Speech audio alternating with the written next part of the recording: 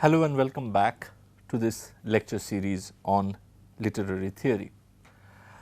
Today we are going to start our discussion on a school of literary criticism that is usually identified within the field of English studies as Anglo-American new criticism or simply as new criticism. It is a way of approaching and understanding literature that held sway in the field of English studies both in the universities of Britain and of America roughly during the second and the third quarters of the 20th century. So, we are basically moving forward by about 100 years or so from the Romantic literary theory which we discussed in our previous two lectures.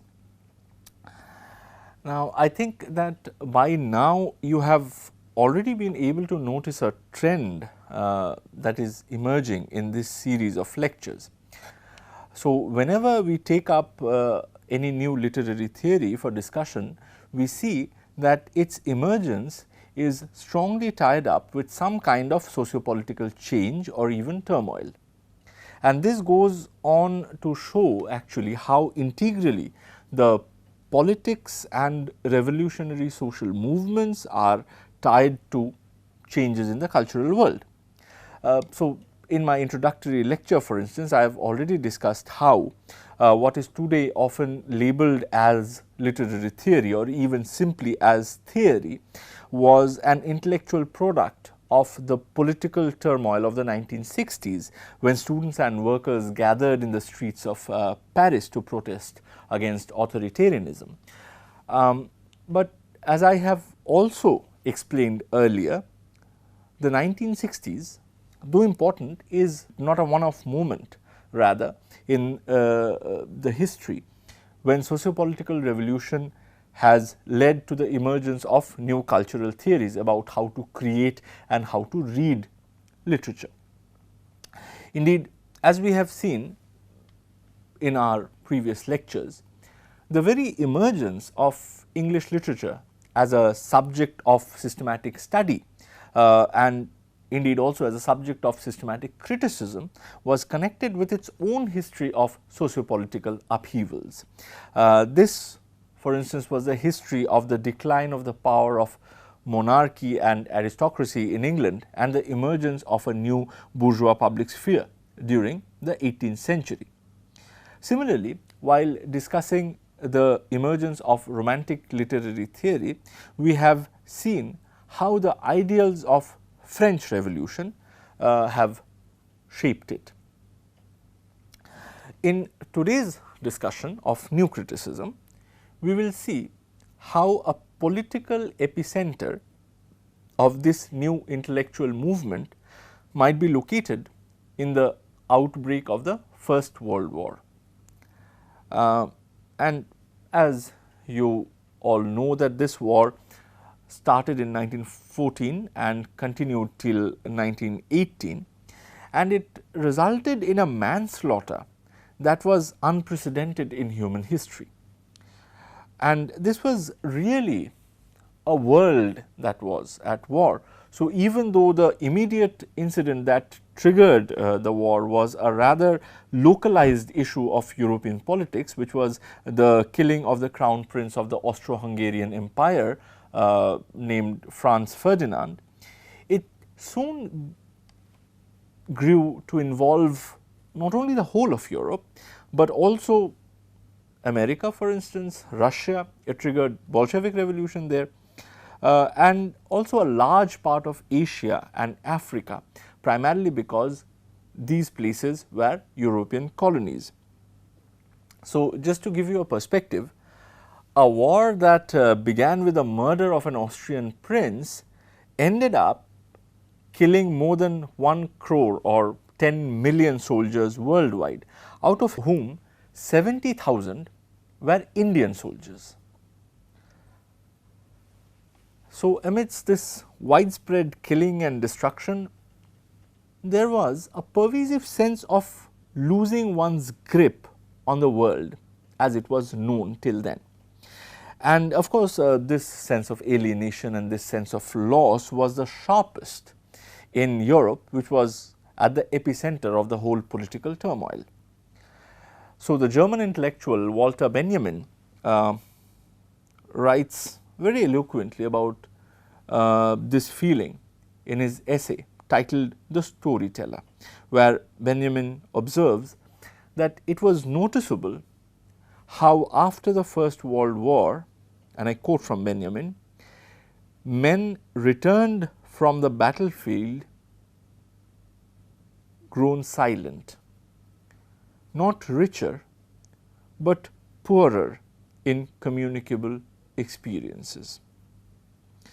Benjamin argues that this was because of all their past experiences that allowed these people to communicate with the world around them and to understand how things functioned within that world was destroyed by the First World War.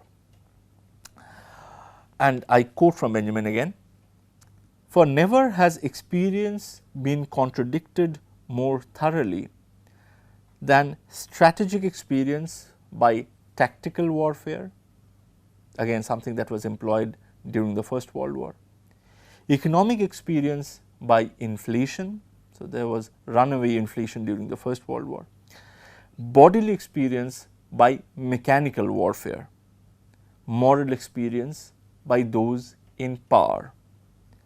A generation that had gone to school in horse-drawn streetcar now stood under the open sky in a countryside in which nothing remained unchanged but the clouds. And beneath these clouds, in a field of force of destructive torrents and explosions, was the tiny, fragile human body. New criticism in many ways is a literary product, is a sort of literary theoretical product of this fragile human being who has been shorn of all certainties of the world that he knew of by the destructive torrents and explosions of the First World War. Hence, it is a literary theory that sways between two desires, between the desire to rediscover for oneself the lost sense of tradition through literature and literary appreciation.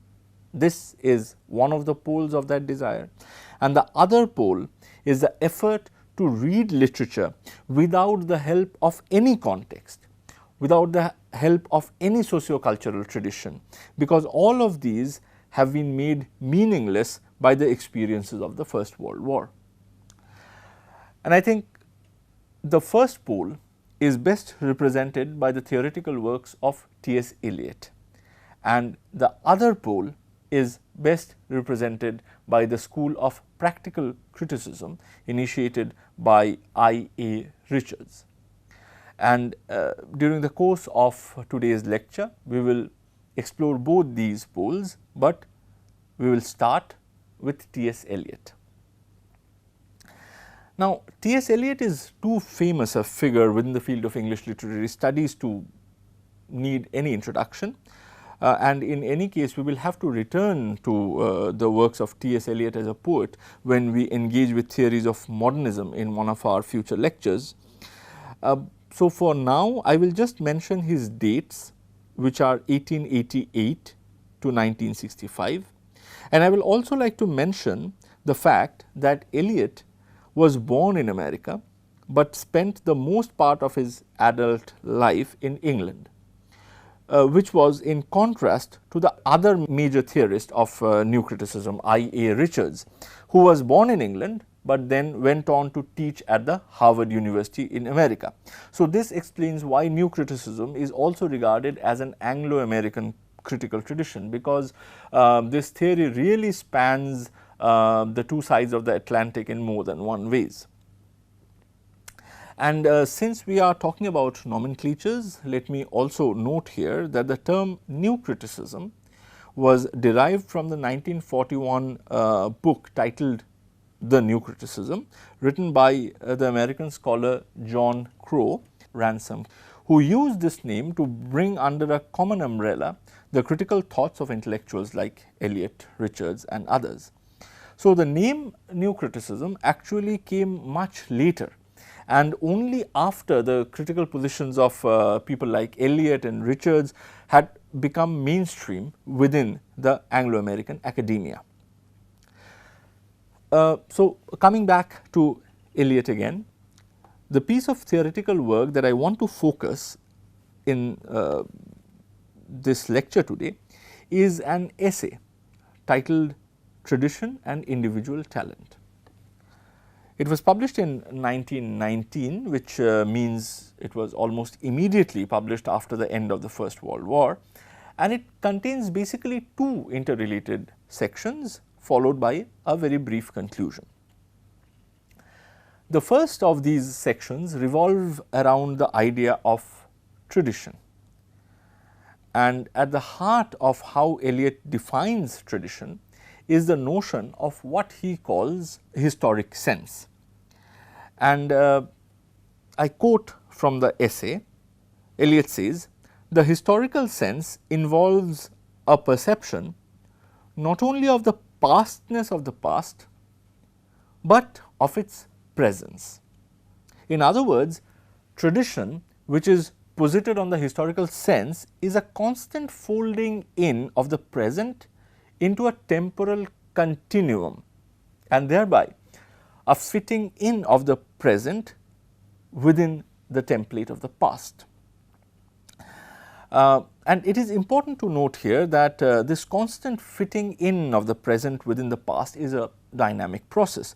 So, the present and the new become meaningful only when inscribed onto the template of the past, but in being so inscribed, it also simultaneously changes what the past is, thereby also modifying the sense of tradition. Now, all of this might sound rather complex and vague. So, let me try and produce a concrete example of how tradition connects the present with the past.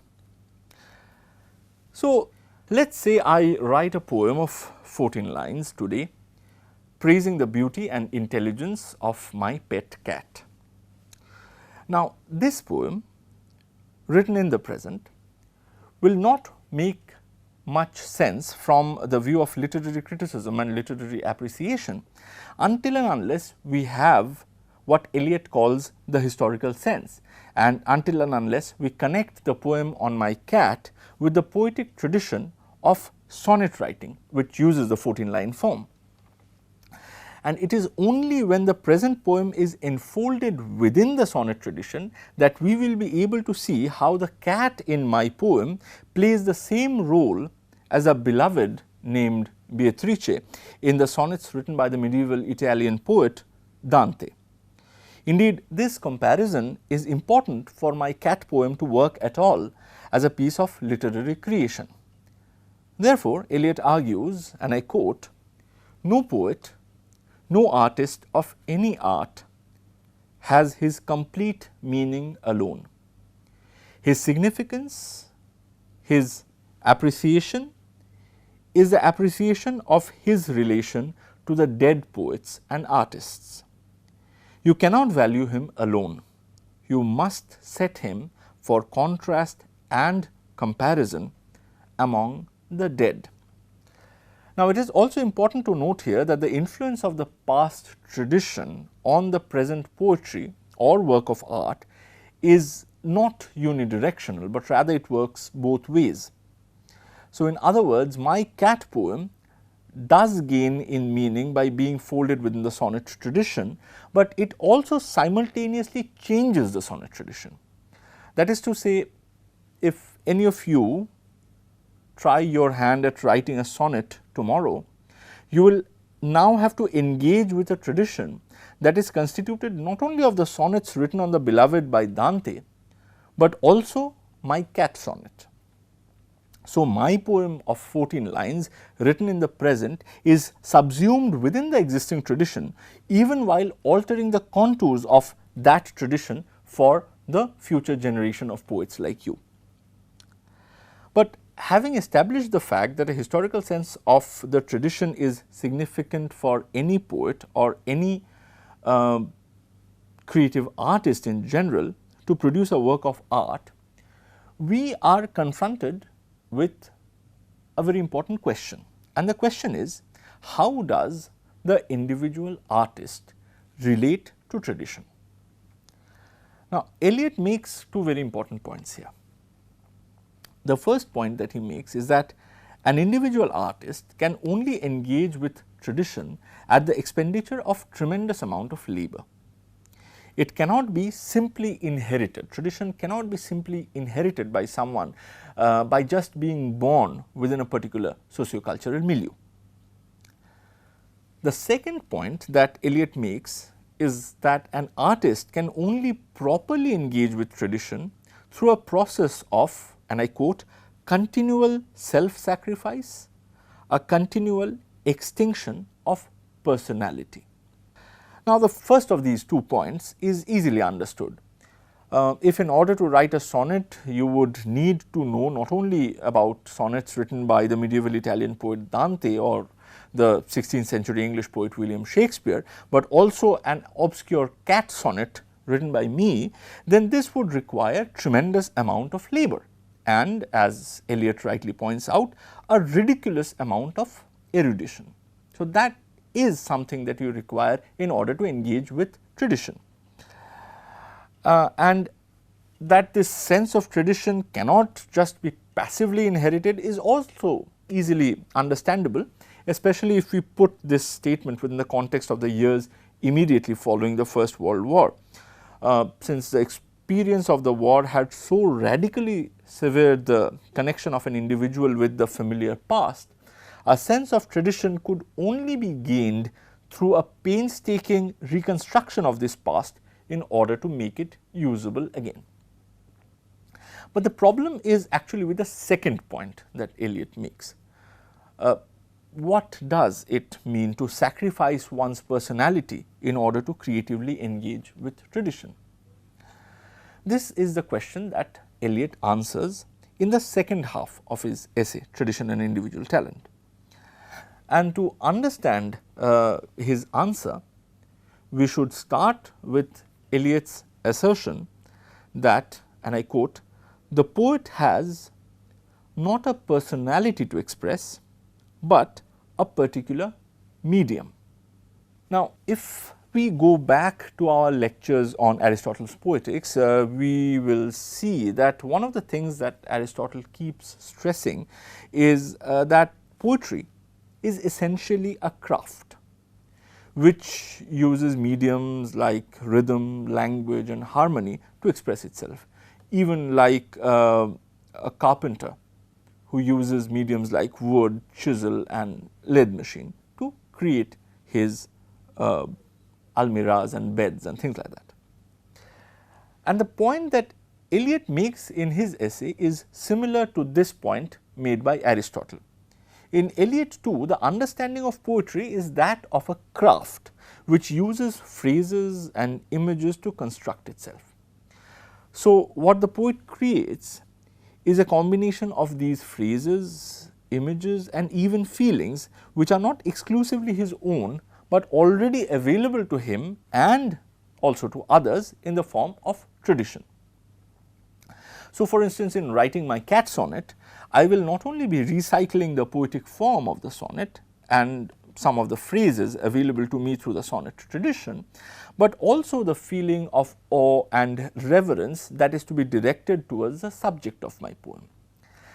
And in this combination, nothing actually needs to come from my personality, not even the feelings that I put in my poem, because it is not necessary to personally feel any sense of awe or reverence or even great love towards my cat or towards my beloved for that matter, in order to poetically use that feeling of great love, of reverence and awe that is already part of the sonnet tradition and therefore already available to me in its poetic form.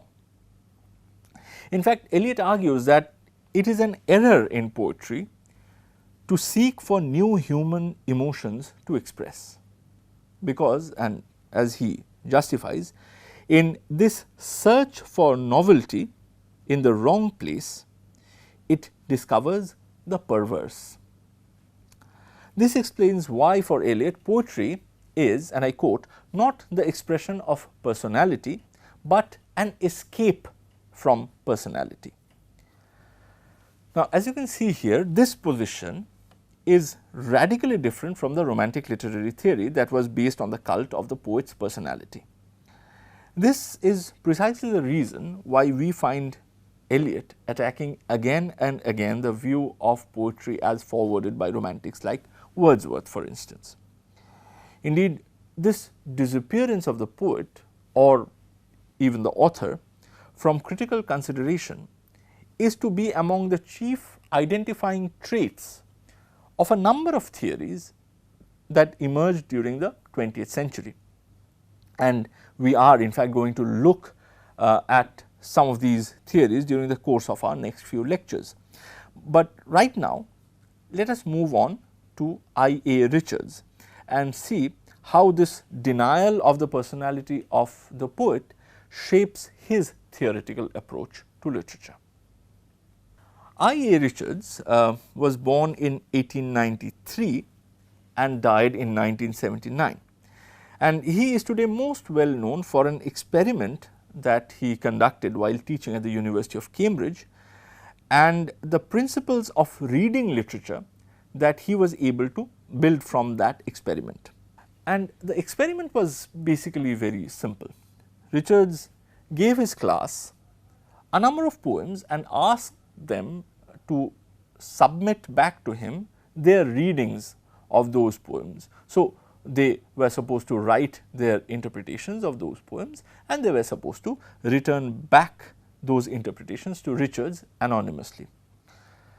But there was something very interesting that Richards did, and that was that the poems that he offered to his students were devoid of any references that might allow them to connect these poems either to any particular author or to any particular historical, social or cultural context. In fact, the poems that Richards provided his students did not even have their titles. And Richards analyzed the interpretations and the readings that he received from his students in his seminal study titled Practical Criticism, which was published in 1929. And in this study, he observes how, irrespective of whether the poem was actually produced by a great poet, quote unquote great poet, or by an obscure one, what the students mostly produced in the form of interpretation were stock responses, which had little to do with the texts that the students actually encountered. And this, Richards argued, was a widespread problem with literary criticism itself.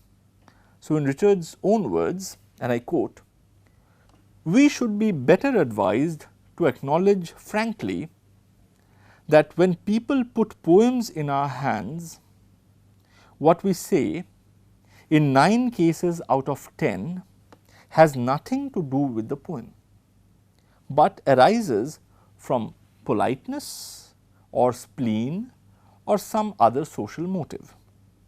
It would be an excellent thing if all the critical chit-chat which we produce on these occasions were universally recognized to be what it is, a social gesture."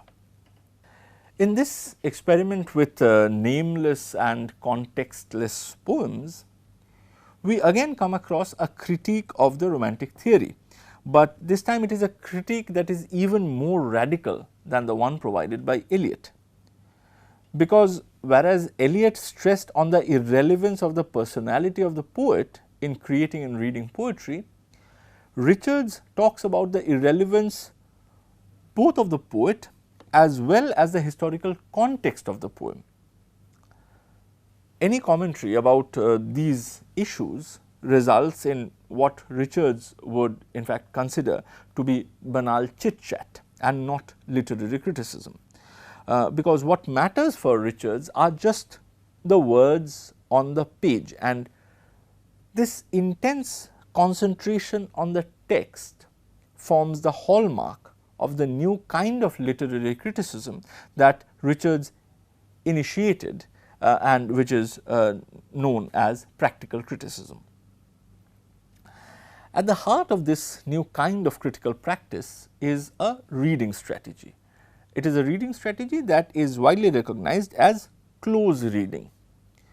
And in close reading, we do not seek to understand the poet's personality through the poem, nor do we seek to gain knowledge about the social, political or cultural milieu which might have produced a poem.